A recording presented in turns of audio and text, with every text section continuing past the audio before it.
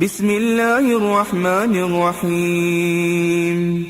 اقرأ باسم ربك الذي خلق خلق الإنسان من علق اقرأ وربك الأكرم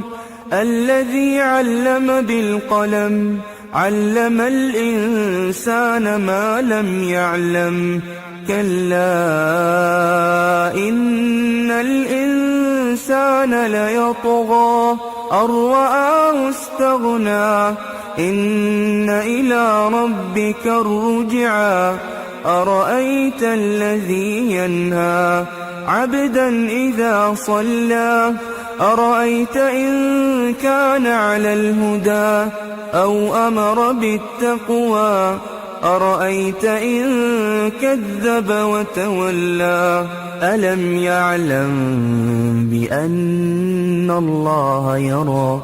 كلا لئن لم ينته لنسفعا بالناصية ناصية كاذبة خاطئة فليدع ناديه سندع الزبانية كلا لا تطعه واسجد واقترب